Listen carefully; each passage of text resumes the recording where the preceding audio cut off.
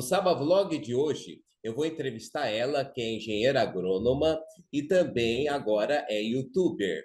Converso hoje com Bárbara Carvalho, que vai falar sobre um tema muito importante, que é sobre o trabalho tóxico. Eu quero muito agradecer a sua presença e quero dizer que desde que eu vi seu canal pela primeira vez, eu gostei e me inscrevi. Ai, obrigada, Solano. Eu que agradeço pela oportunidade, né, de estar aqui falando um pouquinho dessas minhas experiências loucas, né, sobre o todo. E vamos lá. Um Tá bom? beijo também para todos que estão assistindo. Tá certo, então. Você é engenheira agrônoma e eu acompanhei o seu desabafo. Sobre a Uhum. empresa tóxica que você trabalhava, você atuava nessa área de engenheira agrônoma? Então, a princípio, era uma parceria, né, da faculdade com essa empresa. E aí eu entrei como residente, que seria mais na minha área mesmo, né? É que eu não posso falar tantos detalhes, né? Mas entrei como residente e logo depois, um mês e pouquinho, eu fui promovida. Aí que começou a piorar muito mais a situação, entendeu? Porque a empresa já tinha um hábito, né? Já tinha uma política de gestão abusiva. E eu entrei, fui avisada, mas era a oportunidade que surgiu para mim, né? Na minha área. E aí, depois que eu fui promovida, fui para uma outra área que não era exatamente da minha área, né, de formação, mas comecei a atuar ali, no caso eram vendas, e deu no que deu, né? Já tinham te avisado que era um lugar tóxico. Você foi, antes de você entrar lá no primeiro dia, você foi preparando o seu psicológico para isso ou não? Com certeza. Mas eu estava disposta, eu não sabia, né, o que me esperava. Por mais que as pessoas falem para a gente, eu acho que assim, cada um tem que ter a sua experiência, né? Mas vai que comigo, sei lá, a gente tem aquela expectativa e esperança de que vai ser diferente, mas não é, gente, não é. A gente não é especial, a empresa é desse jeito e não deu outra, né? Foi o que aconteceu comigo também. E os colegas de trabalho também eram tóxicos, pelo jeito. Bastante. Porque é o que a gente vê, vem da direção, né? Os abusos, assédio moral, né? Vem da direção já, e isso vai só se propagando dentro da empresa, né? Eu, então, no caso, eu tinha um papel lá, uma função de gestora, então eu lidava diretamente com a direção. Então, você imagina. Só que eu tentava filtrar o máximo para não passar isso para quem era subordinado, para quem estava ali, né, em cargos, né, abaixo, da minha gestão e tal, mas eu tentava sempre filtrar. Chegava lá, às vezes tomava um, né? Descia e ia falar com o pessoal, tentando filtrar, tentando não absorver aquilo, não passar para a equipe. Entendi. Mas você chegou a ter companheiros de batalha, amigos, amigas? Eu não sei se eles são realmente amigos, não posso afirmar. Eu era ali transparente 100% ali com eles, mas eu não sei dizer se era recíproco, entendeu? A gente, óbvio, tem afinidade com algumas pessoas, né? Mas eu não. É um ambiente corporativo, gente. Só quem já passou, acho que sabe mesmo como que é, né? É muito difícil você criar laços ali. E eu entrei com um objetivo. Não era fazer amizades, era trabalhar, porque eu precisava. Né? A Uhum. amizade pode ser consequência, né, da tua convivência ali dentro. Certo. Em outro vídeo, você citou uma empresa pela qual você passou e que é completamente o inverso. É, Também, você falou que não pode dar muitos detalhes da empresa ruim. Da empresa boa, você também não pode falar o nome e não pode falar o nome do patrão também? Não posso, porque tem ligação, né? E aí saberiam, não é? Assim, eu não falei nada que prejudicasse a empresa, mas eu prefiro não falar, porque tem ligação com essa outra empresa. Entendi. E como foi? Quanto tempo você ficou mesmo nessa empresa que foi boa para você? Eu não cheguei a trabalhar nessa empresa. Foi um treinamento que eu fui fazer para estar atuando de novo na empresa que eu tinha saído. E eu vou postar depois um vídeo falando sobre isso também, porque eu saí, pedi demissão, ainda voltei. Só que voltei com uma outra proposta que eles me fizeram que, assim, era irrecusável. Aí me fizeram fazer um treinamento, né, nessa outra empresa, e eu cheguei lá e me deparei com aquelas condições de trabalho totalmente diferentes da empresa que eu trabalhei, né? Entendi, entendi. Até achei interessante quando você falou que ele dava férias para todo mundo. Então, a empresa Junto. praticamente ficava fechada. Isso. Eu sei que isso não é uma realidade, né? A maioria das empresas não vai conseguir fazer isso, tem que haver realmente uma escala. Só que lá ele conseguiu adaptar, ele conseguiu aplicar, né, dessa forma. Então ele dava, por exemplo, era final de ano, né? Dia 15 de dezembro todo mundo parava e voltava dia 15 de janeiro. É assim, eles me contavam essas coisas e eu não acreditava. É um sonho mesmo, mas ela existe e eu vi com meus próprios olhos. O que aconteceu quando você estava no ambiente tóxico? O que você chegou a ter psicologicamente? Eu acho que eu cheguei ao burnout. Eu só não fui diagnosticada, né? Eu até pretendo fazer um acompanhamento agora psicológico, né? Mas eu sentia muito assim, era um estresse, uma fadiga constante e era um cansaço mental, não somente físico, sabe? O mental para mim era muito pior, porque você chegar em casa e não aguentar mais ouvir uma palavra de ninguém, isso não é normal, né? Normal a gente até se cansar, mas eu não aguentava mais, eu só queria ficar em silêncio. Era uma irritabilidade muito grande. Você fica realmente ranzinza, insuportável, sabe? Mas a minha questão, eu sentia isso, mas o meu corpo falou por mim. É tipo aquela questão das doenças somáticas, né? Você vai ali somatizando no teu corpo sem perceber, né? O burnout, exatamente o que que é, Bárbara? Então, o burnout é justamente esse esgotamento mental de tanto que você passou ali trabalhando, de tanto estresse, de tanto abuso que você foi engolindo, você chega no esgotamento mental e você meio que colapsa, entra em colapso, sabe? Tem muita gente também falando hoje em dia sobre isso, graças a Deus tá tendo mais visibilidade, né, na internet sobre esses problemas psicológicos causados pelo trabalho, né? Trabalho em excesso, trabalhar é bom, gente. Sim, trabalhar é bom.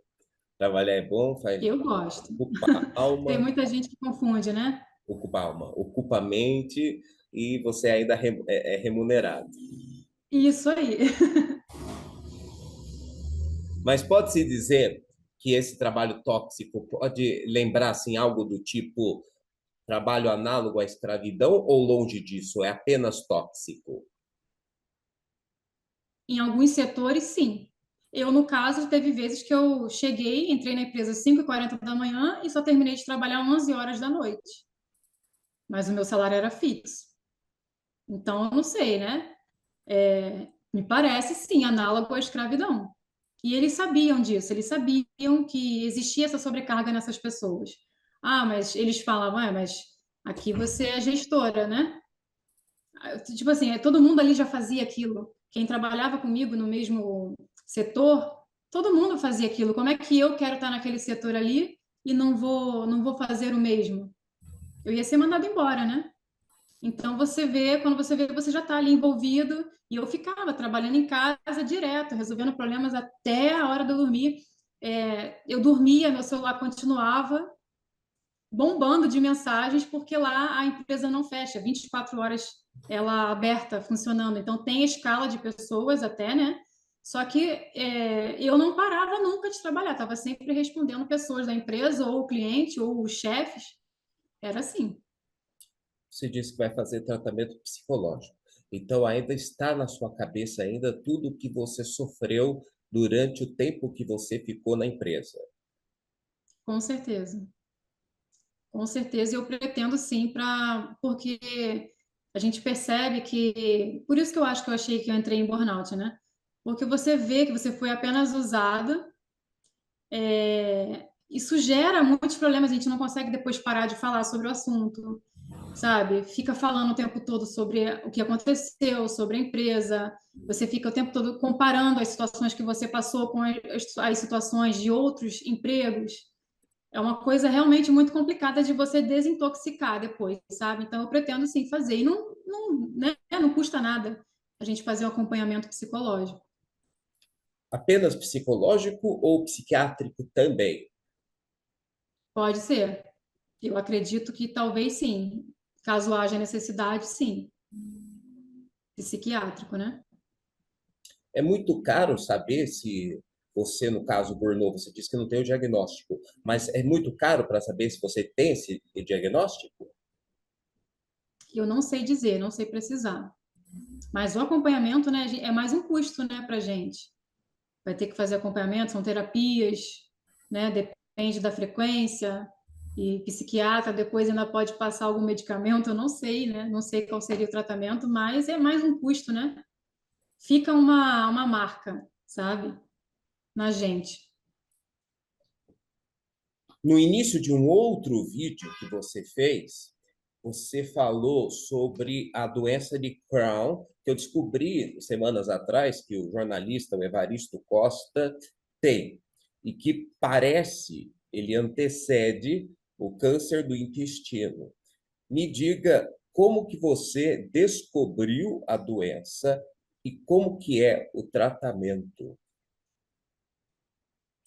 Eu descobri essa doença em 2020, né? No caso, o meu irmão já tinha o diagnóstico dessa doença. E aí, só que ele estava já estável, né? Então eu já conhecia a doença de perto, né? Infelizmente. E comecei a apresentar os mesmos sintomas, né? Que são dor abdominal, eu sentia muita dor para comer, e aí foi só piorando, diarreia, aí daqui a pouco é sangue nas fezes, você começa só a piorar muito e vai emagrecendo, ao ponto de você chegar assim no ápice e não conseguir nem comer mais. É muito grave essa doença, sabe? Só que aí o diagnóstico dessa doença é muito complicado de você descobrir e encontrar. Aí eu fui para a mesma médica dele, que ele já se tratava, que é um hospital escola, né? Um hospital universitário. Fui, comecei a me tratar lá, mas é uma dificuldade para você descobrir, porque uma doença no intestino pode ser várias coisas, né? Você pode ser intolerante a algum alimento, você pode, sei lá, podia ser retocolite, tem várias doenças, né? Até mesmo câncer. Mas ela já olhou e como eu tinha o meu irmão com esse diagnóstico, ela falou: isso daí tem tudo para ser Crohn, eu só não peguei. Aí quando eu fiz finalmente uma tomografia, porque pelo SUS é tudo muito complicado a gente conseguir, né? E esses exames são caríssimos, né? E aí quando eu consegui, ela fiz a tomografia, ela pegou o resultado e viu que era doença de Crohn. Então é algo genético. Seu irmão já teve. Já. No caso é assim, ela sempre conversa comigo, minha médica, né? Ela explica que são três componentes, né? Porque essa doença ainda não tem muita explicação da causa. Mas existe o componente genético, ou seja, eu já vim de fábrica mesmo com isso, só que eu não preciso manifestar essa doença, mesmo eu tendo a genética para ela, entendeu? Meus pais são saudáveis, minha família ninguém tem, nunca ninguém não teve histórico que eu saiba dessa doença, né? Se tiveram também não existia diagnóstico, ninguém sabia o que era, né?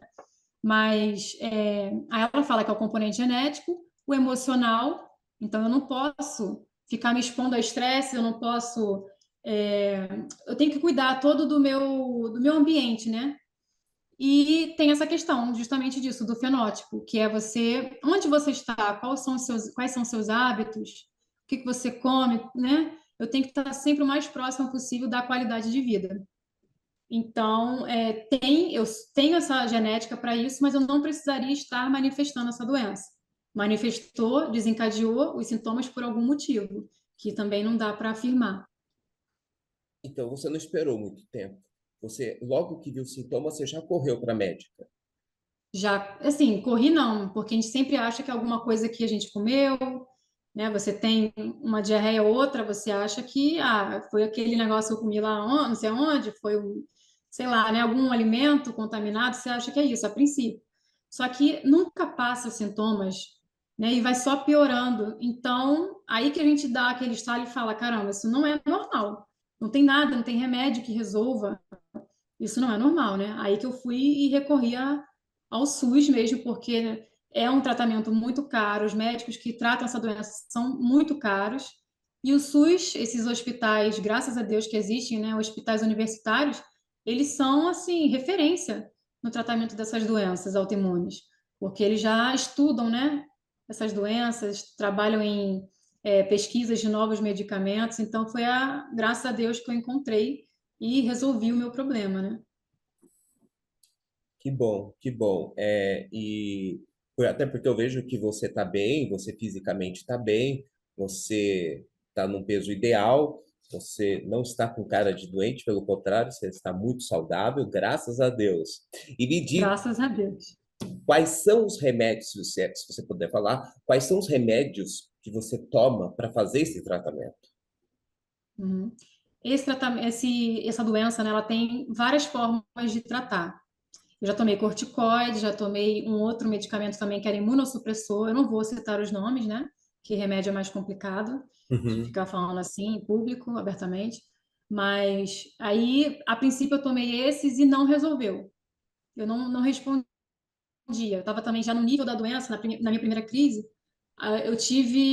Eu avancei muito na doença, demoraram a descobrir, né, a me dar o diagnóstico, então eu não respondia mais a nada, corticoide, imunossupressor, nada. Quando ela finalmente descobriu, ela me receitou um imunobiológico, que isso foi assim a salvação. Aí que eu iniciei o tratamento, aí a doença simplesmente sumiu, se calou, assim, é incrível. E você, e você ainda continua tomando ele? Então, continuo tomando imunobiológico, mas agora eu tomo um outro, porque o primeiro remédio que ela me passou, que fez efeito, era ótimo. Depois de algumas infusões, eu tive reação alérgica. Aí ela suspendeu e trocou para um outro. Nesse outro que eu comecei a tomar, eu já estava lá também trabalhando nessa empresa, né, que eu citei, e o remédio simplesmente parou de fazer efeito. Eu acredito que era pelo estresse que eu estava sofrendo, né? Aí desencadeou a doença, não tem remédio que segure. E aí eu entrei em uma nova crise e quase morri. Nossa, mas chegou a ser internada? Tudo? Cheguei, fiz cirurgia, quase morri mesmo. Fiquei muito magra, muito magra. Cheguei a 40 e poucos quilos, era 44 quilos, se não me engano. Muito magra, quase morri. Aí fiquei 5 meses afastada do trabalho, com muito medo de perder meu emprego. Mas aí, não, a dificuldade depois você fez a cirurgia e o depois, porque não tem remédio. Esse remédio é difícil de você conseguir porque ele tem um custo muito alto, né? Esses remédios custam em torno de 37 mil, 40 mil reais. Então, só o SUS mesmo para fornecer um plano de saúde. No meu caso, é o SUS. E aí, como eu já tinha tomado dois imunobiológicos que eram fornecidos pelo SUS já para a doença de Crohn, eu precisava de uma terceira droga que o SUS não fornecia. E aí, né, não tinha já no rol de medicamentos fornecidos para a doença de Crohn. Aí minha médica me orientou a entrar com um processo judicial, eu entrei, né, tem que pagar advogado, né, toda aquela burocracia, e graças a Deus consegui o medicamento através de um processo judicial. Você formou família, né? Num vídeo você falou que tem uma filha, né? Isso. E é casada também. Não, não sou casada. Ah, tá. Mãe solteira, então. Isso. Tá certo, então. Aí, então, a dificuldade é maior. Com certeza, porque vem aquela sobrecarga, né? Quem tem filho sabe como é. E eu sou sozinha, assim, eu tenho até apoio dos meus pais, mas assim, eu sou eu e ela, né? Não tem a outra parte para ajudar com custo nenhum. Tá certo. Agora vamos falar sobre um tema que é interessante, mas é difícil, que eu não entendo. Vamos ver se você consegue me explicar. Sobre investir em ações de empresa. Foi o último vídeo seu que eu assisti. Lembro quando a Betina da Empíricos bombou, virou febre ao falar nisso. Como os assalariados, quem ganha só um salário mínimo, pode fazer para investir em ações? Vamos lá. Então, para começar, quem ainda não investiu, pelo amor de Deus, não cai na renda variável. Não vai direto para a ação, porque pode dar muito ruim. O que eu aconselho para o assalariado que ganha muito pouco, primeiro que não vai dar, o salário não dá nem para bancar, né, os custos mais básicos de uma casa. né? Não dá nem para pagar a casa. Então, assim, o primeiro conselho é você potencializar a tua receita, potencializar os teus ganhos, que é muito difícil, mas não é impossível, né? Passar por um aperto maior, mas você tentar fazer alguma renda extra de alguma forma para poder investir. E, e primeira coisa, gente, vai para a renda fixa, né? Que é justamente você comprar ou tesouro direto, ou então faz um CDB, né? Que é você estar emprestando dinheiro para o banco, porque você vai, eu acho assim, para iniciante é mais tranquilo, você não tem risco de variação, né? De tão grande de preço, né? Você só vê o volume ali crescendo de dinheiro, né? Agora, ações, como investir? A primeira coisa que você tem que fazer, gente, depois que você já tiver uma experiência um pouco maior né, nos investimentos, é saber o porquê que você está comprando ações. Por que que você vai comprar aquela determinada empresa, né? Você tem que entender que ações, renda variável é para longo prazo. Você não vai comprar uma ação agora e já querer fazer lucro, né? Realizar lucro de uma hora para outra, porque pode acontecer de você acabar de comprar o negócio despencar, e aí? Quem não conhece vai fazer o quê? Vai se desesperar e vai sair vendendo o que tem ali com prejuízo, né? Então, saber o motivo que você está comprando aquela empresa, se essa empresa tem valor, né? Empresas, eu não vou citar nomes, não, né? Não vou falar aqui, não vou fazer nenhuma recomendação, mas tem empresas que estão aí no mercado há quantos anos, né? E uma coisa, uma dica que eu também dou é você, no Google mesmo tem isso, você joga lá o nome da empresa, da ação que você tem vontade de comprar e olha lá a longo prazo aquele gráfico máximo, você vê lá se realmente ela subiu ou se ela caiu, né, desvalorizou, ou se ela está andando de lado, mas a longo prazo, boas empresas performam muito bem. Sempre é um gráfico ascendente, ela sempre cresce, entendeu? Então, essa é a ideia, porque por mais que você compra e a ação despenque, você tem que entender que a longo prazo ela vai se recuperar e ela vai crescer, vai valorizar, entendeu? É, oportunidades também você tem que entender que quando ela cai, não é momento de você vender, se for uma boa empresa, né, uma boa ação. Você vai aportar mais, você vai comprar mais, porque olha o exemplo que a gente teve da 2020, né, que foi o Covid. A bolsa despencou. Por quê? Porque as pessoas se desesperam, saem vendendo igual manada mesmo, todo mundo junto pensando a mesma coisa. O cara esperto faz o quê? Compra, compra. E hoje, quando a gente olha lá, né, o Ibovespa, você olha, só subiu. O índice só subiu, a bolsa só valorizou. Entendeu? Então, tem que ter um conhecimento antes. Eu acho que você tem que primeiro se adaptar a esse mundo de investimentos, ali no sapatinho, ali devagarinho, né? Com a renda fixa, para depois você partir para algo mais arrojado. No início, você falou de fazer um empréstimo, mas caso dê errado, daí esse empréstimo pode vir caro, né, para quem pediu o empréstimo. Não, empréstimo não, nunca faça empréstimo. Eu entendi alguma coisa errada, então. Antes de falar das Empréstimo não. ações, Oi? antes de você falar das ações, você tinha falado alguma outra coisa.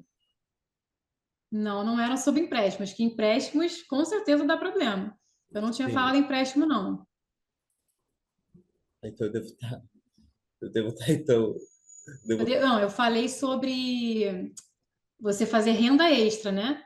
Isso, Renda extra.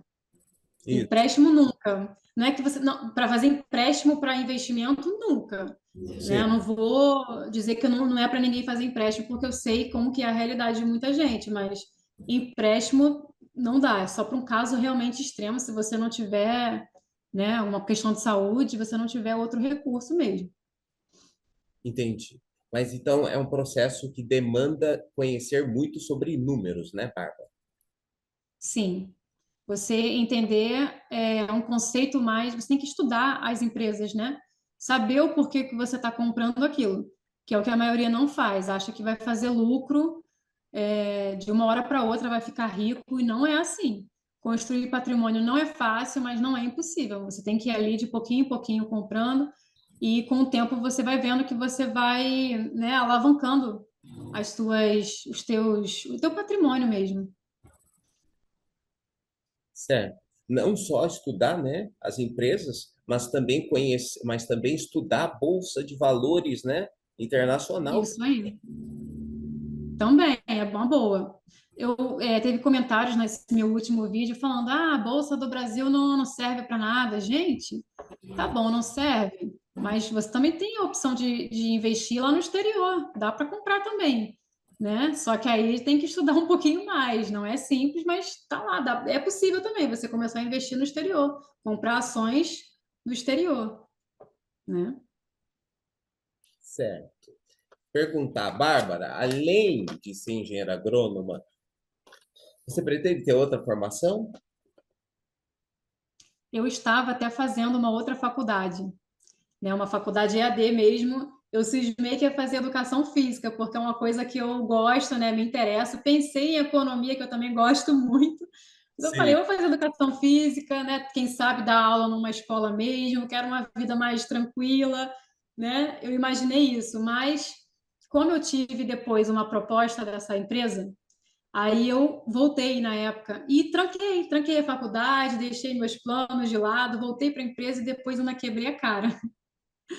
Mas faz parte, né? Por que que eu fui voltar ainda para uma empresa que eu já tinha problema, já tinha uma gestão tão complicada, né? Mas foi isso. Aí tranquei e fiquei por isso mesmo. Então, talvez, quem sabe, né, eu não volte a fazer educação física ou parta para uma administração, uma economia que eu gosto muito também.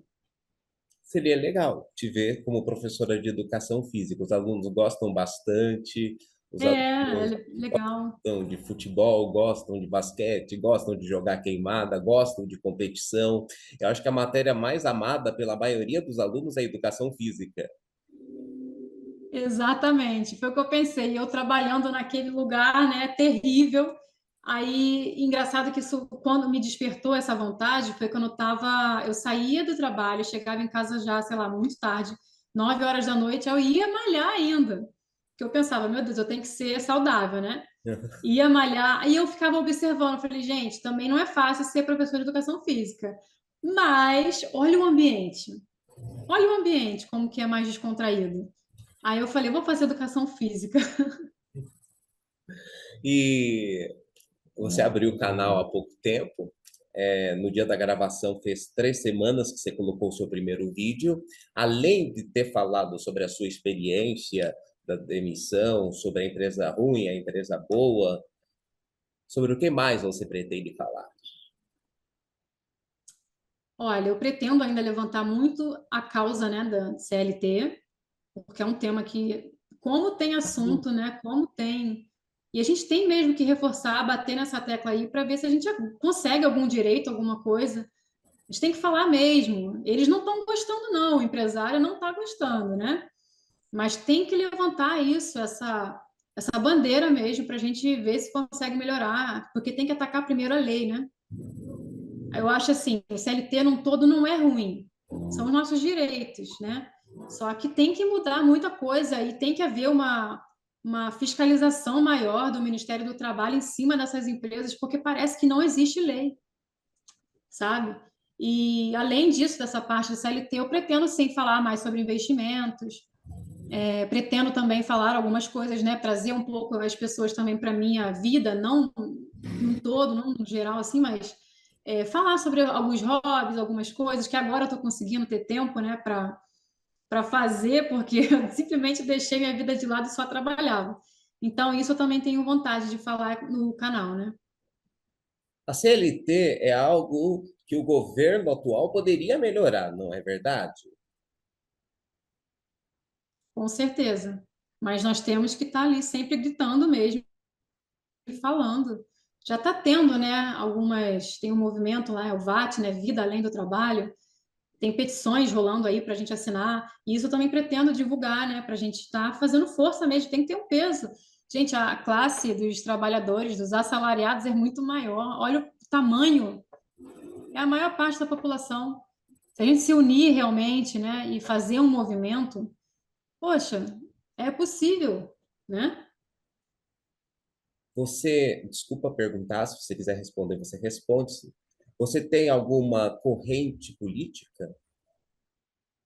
Não, mas assim, eu prefiro não falar tanto sobre isso porque é muito polêmico, né? Tem gente que não sabe discutir absolutamente nada e vira sempre uma guerra.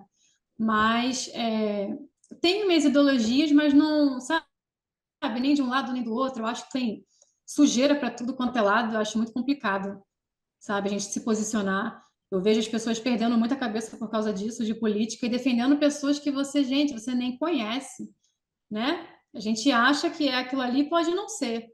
Então, prefiro não, sabe, não tecer comentários sobre isso. Tá certo, então. Só mais uma pergunta. Teve algum filme que você assistiu que fala sobre o trabalho tóxico ou sobre boas empresas e que você recomendaria às pessoas a assistirem?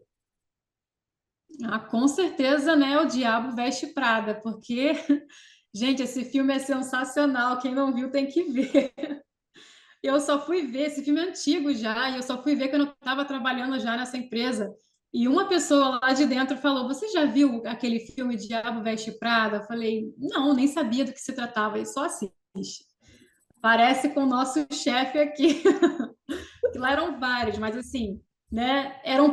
Aquela chefe lá do filme era um pouco dos dois, como é parecido até o olhar, o jeito, sabe, de falar, de pedir coisas que você não faz ideia do que é, ele acha que é obrigação sua já saber, te dá metas inalcançáveis que você não consegue, sabe? Eles sabem que você não vai conseguir, é só para você se sentir ali né, um lixo. Mas, gente, esse filme todo mundo tem que assistir, é muito bom mesmo. Tá certo. Eu assisti esse filme quando eu fazia curso de inglês numa escola aqui de Itapeva, que é o lugar onde eu moro. É muito bom.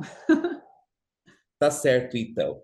Bárbara Carvalho, eu quero muito te agradecer por essa entrevista, tá certo? Eu conheci seu canal, gostei muito de ouvir o seu desabafo, gostei muito da sua pessoa e eu desejo que você faça muito mais vídeos, que você continue sendo professora, faça a faculdade de educação física, termine, porque eu acho que vai dar certo. É mais uma opção, né? É, Tá bem, Solano, muito obrigada. Eu te agradeço por essa oportunidade de estar aqui aparecendo no seu canal, tá? Parabéns pelo seu trabalho e vamos seguindo, fazendo conteúdo aqui no YouTube. tá certo, então. A você de casa, o meu muito obrigado e até o próximo Sabá Vlog, se Deus quiser. Até lá, tchau.